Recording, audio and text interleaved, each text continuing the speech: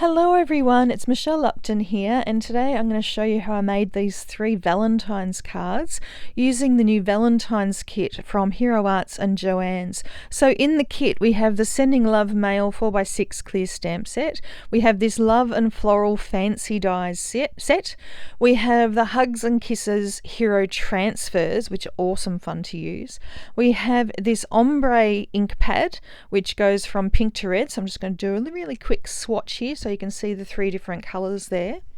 We have the fuchsia and gold two-tone metallic spray, which is awesome fun to play with. We have a small ink blending brush. I'm just going to pull it out because I just love to feel these when they're brand new. They're so soft. And then we have the red crystals mix, which have this gorgeous gold shine to them.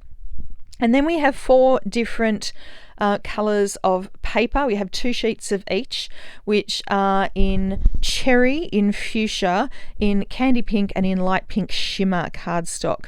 So the kit retails for $32.99 from joann.com, and it has a value of $63, so it's really, really good value. Alright, so my first card, I decided to create some strips with the cardstock that is in the kit.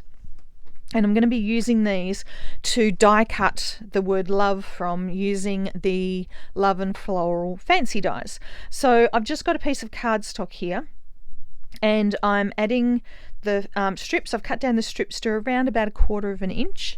So they're all the same width, and I'm just sticking them down on an angle, just one after the other. I decided to go fuchsia, then the candy pink, then the azalea, and then the light pink shimmer, but doesn't really matter what order they go in as long as it's sort of mixed up.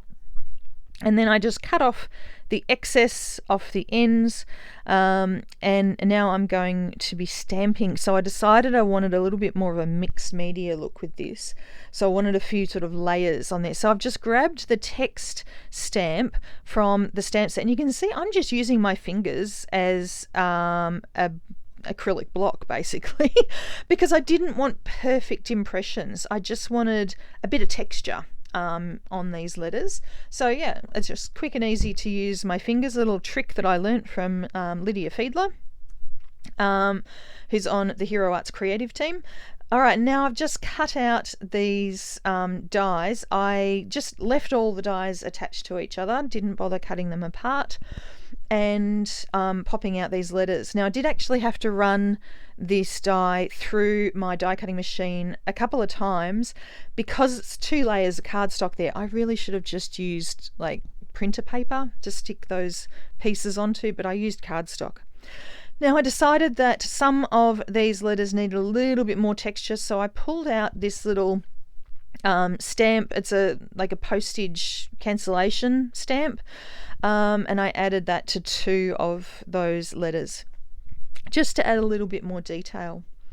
So I've placed these letters just across sort of the top half of a plain white note card, and then I've stamped a sub-sentiment underneath it from that stamp set. I'm using intensified black ink for that sentiment, and I use my Missy because I always like stamping my sentiments twice. I really like my sentiments to be very intense and crisp and clear, so stamping them twice with the Misty makes it a whole lot easier to do that.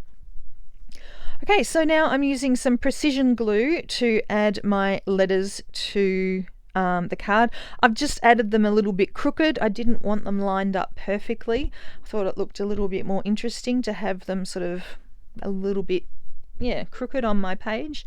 And then I thought I needed a little bit more detail because it was a fairly simple card. Even though there's lots of detail on those letters, there's a lot of white space on the card. So I added some of these red crystals from the kit. It comes with this set of crystals comes with lots of different sizes of crystals, so you can have big ones next to little ones to add a little bit more interest as well. I decided to go with 3 little clusters of crystals, 1 cluster above and 2 clusters below my sentiment.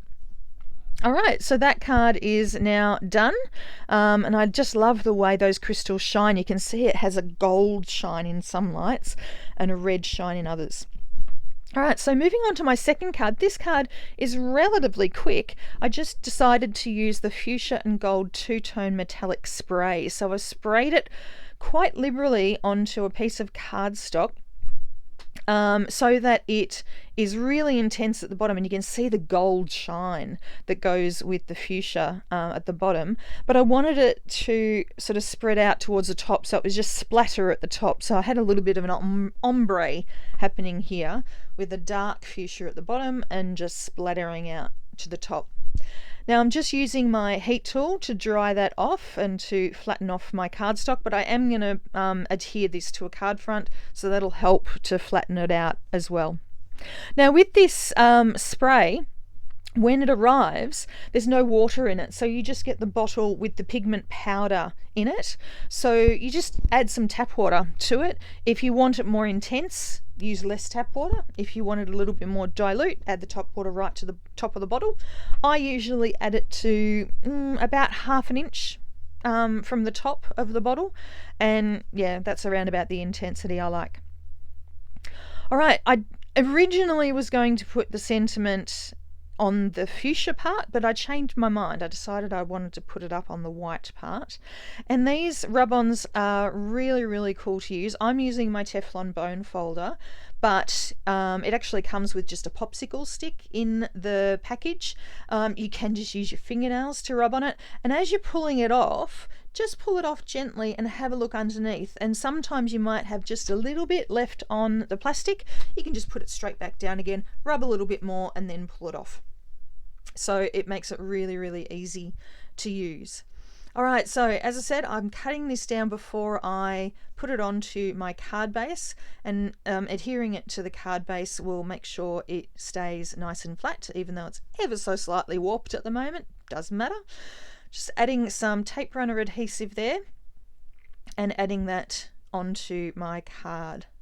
So now I've got a lovely sort of crisp white border all the way around, which I think contrasts nicely with the sort of randomness of the spray look on there.